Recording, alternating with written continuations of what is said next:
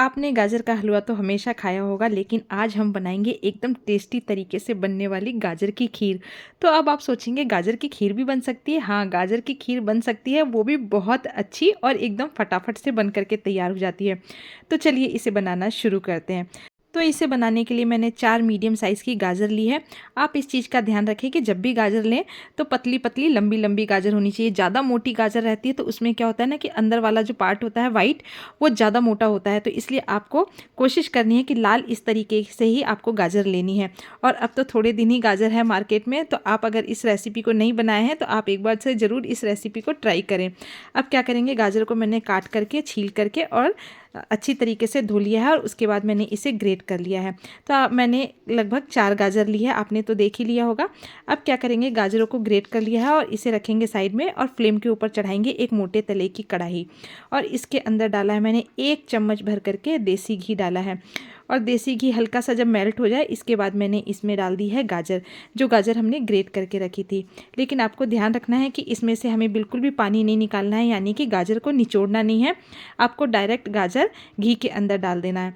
अब घी के अंदर डालने के बाद मैं इसे कम से कम 3 से 4 मिनट तक मीडियम फ्लेम पर पकाऊंगी। तो इस तरीके से आप इसे धीरे धीरे चला लें और 3 से 4 मिनट तक मीडियम फ्लेम पर पकने दें।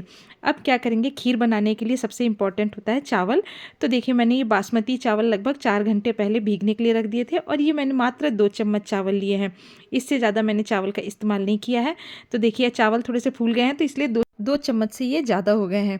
अब क्या करेंगे, इसे डाल दिया है मैंने जार में और हल्का सा मैंने इसके अंदर 1 चम्मच लगभग पानी डाला था और देखिए इस तरीके से मैंने इसे पीस करके तैयार कर लिया है। तो इसका हमें बिल्कुल फ़ाइन नहीं बनाना है, यानी कि बिल्कुल फ़ाइन पेस्ट नहीं बनाना है, थोड़ा सा ये दरदरा रहेगा तो चलेगा। अब देखिए, इधर हलवे को भी पकते हुए 2 से 3 मिनट हो चुके हैं। अब क्या करेंगे, इसके अंदर डालेंगे 1 किलो मैंने लगभग गोल्ड दूध लिया है, यानी कि फुल फैट क्रीम वाला दूध लिया है।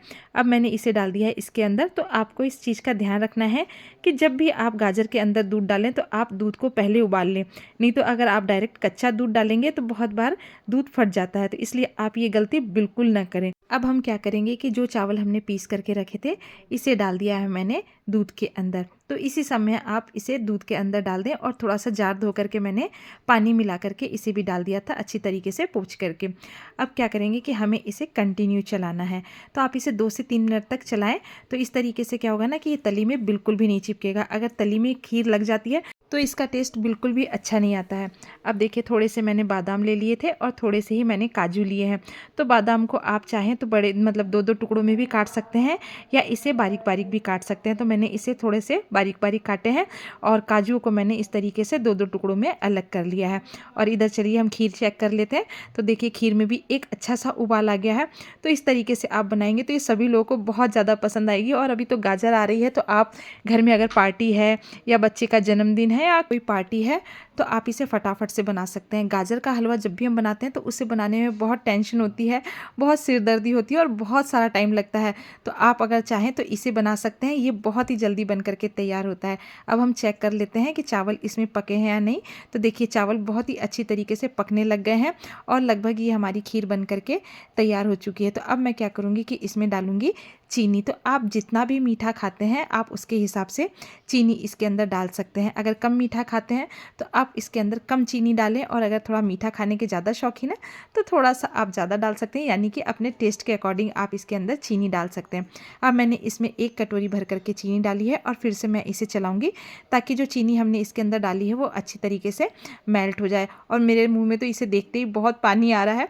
तो चलिए इसमें लगा लेते हैं एक अच्छा सा तड़का लगा लेते हैं। तो अब आप कहेंगे कि खीर के अंदर क्या तड़का लगता है? नहीं, मैं बताती हूँ कि जो भी हमने ड्राई फ्रूट्स लिए हैं उसे क्या करेंगे कि हम इस तरीके से थोड़ा सा फ्राई कर लेंगे। तो इससे क्या होता है ना कि खीर में बहुत ही अच्छा टेस्ट आता है। तो 1 चम्मच घी लिया है और इसी के अंदर मैंने काजू और बादाम दोनों डाल दिए। लेकिन आपको ध्यान रखना है कि काजू और बादाम किसी भी कंडीशन में जलने नहीं चाहिए, ये सिर्फ हल्का सा ब्राउन होना चाहिए। तो देखिए, आप इसे कंटिन्यू चलाएं और फ्लेम को बिल्कुल लो फ्लेम पर रखें। अगर ज़्यादा ये ब्राउन हो जाएंगे तो फिर ये खाने में और देखने में बिल्कुल अच्छे नहीं लगेंगे। तो हल्का सा मैंने इसे ब्राउन कर लिया है और अब मैं इसे डाल दूँगी खीर के अंदर।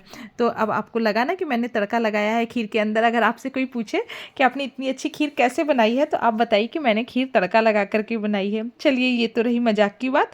और देखिए इस तरीके से अब हमारी खीर बहुत ही लाजवाब बन के तैयार हो चुकी है और मैंने इसके अंदर डाल दिया है थोड़ी सी इलायची के पाउडर को पीस करके डाला है। तो मैं तो हमेशा इसी तरीके से घर में बनाती हूँ। बच्चे लोगों को ये बहुत ही ज़्यादा पसंद आती है।